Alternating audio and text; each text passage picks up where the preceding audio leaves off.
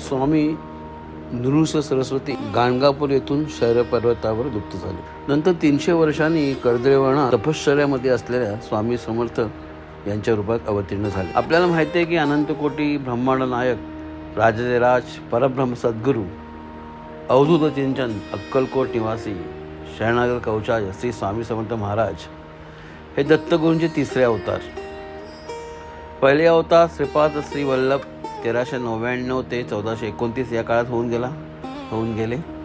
त्यानंतर नृसिंह सरस्वती 1457 ते 1532 आणि मग श्री स्वामी समर्थ साधारण 1800च्या सुमारास त्याचा जन्म झाला असावा. गाणगापूर हे दत्तगुरूंचे आवडते स्थान म्हणून स्वामी अक्कलकोट येथे वास्तव्यात आले ते साधारण 1857च्या सुमारास किंवा त्याच्या काही वर्ष आधी. अक्कलकोटला येण्याच्या आधी हे स्वामी समर्थ हे हिमालय, काशी, कन्याकुमारी, भारतभर सर्व तीर्थक्षेत्रे फिरले. त्याने अनंत लीला केल्या, असंख्य भक्त केले, भक्तिमार्गाची ओढ लोकांना दाखवली आणि त्यानंतर ते हैदराबादला आले. हैदराबादहून ते सोलापूर आणि मंगळवेढा या ठिकाणी काही दिवस राहिले. तिथे पण त्यांनी अनंत लीला केल्या, पुष्कळ भक्त बनवले. जेव्हा स्वामी समर्थ महाराज अक्कलकोटला आले ते मालोजी राजे अक्कलकोटच्या गादीवर बसले होते. स्वामी महाराज अक्कलकोट येथे असताना स्वामी महाराजांची कीर्ती दिवसेदिवस वाढत गेली. जवळजवळ 22 ते 23 वर्ष ते अक्कलकोट येथे राहून त्यांनी विविध चमत्कार केले. भारतभर अक्कलकोट या गावाची प्रसिद्धी झाली.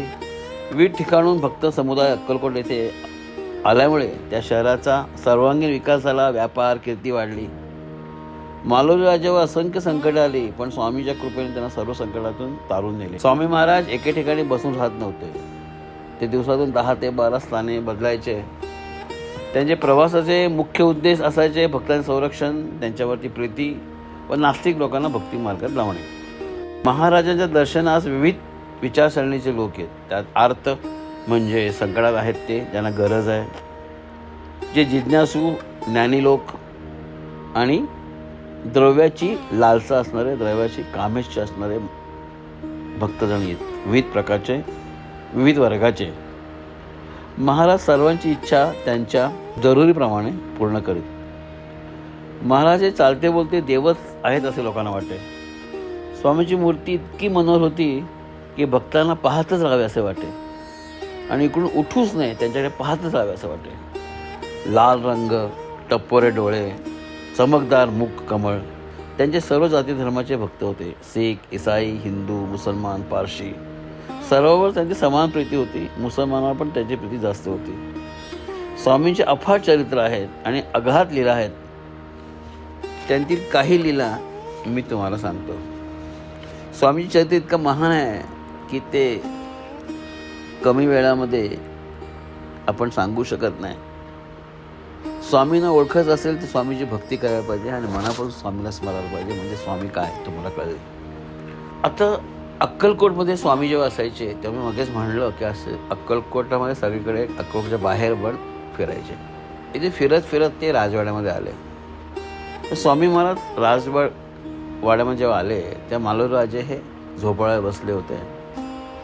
स्वामी महाराज पण तिकडे जाऊन बसले. स्वामींचा आल्यावर महाराज उठले, त्यांचा आदर सत्कार केला आणि दोघं गप्पा गोष्टी करत बसले.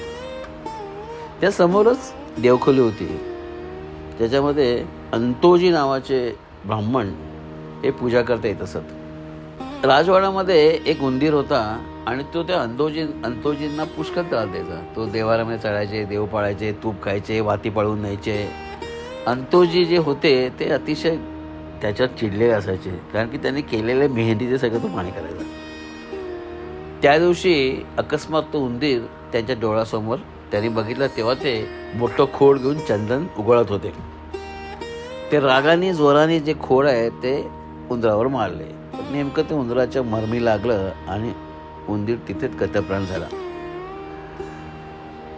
त्या उंदराच्या शेपटीला पकडून अंतोजी बाहेर येत होते.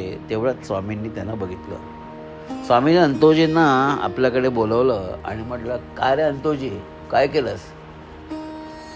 आणि अंतोजीचा उंदीर मागितला. बरोबर स्वामींनी उंदीर हातात घेतला आणि ते झोपाळ्याच्या कड्यासात गोल, त्यातून 4दा 5दा 6दा 7दा तो फिरवला, इकडून तिकडे खेळत बसले.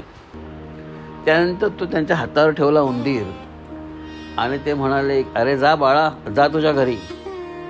असं म्हटलं तो मेला उंदीर ताडकन उठला आणि उडी मारून त्याच्या बिळात निघून. हा चमत्कार पाहून मालोदराजे एकदम स्तंभित झाले आणि तेव्हा त्यांना स्वामींच्या अफाट सामर्थ्याची कल्पना आली. श्री स्वामी समर्थ महाराज की जय.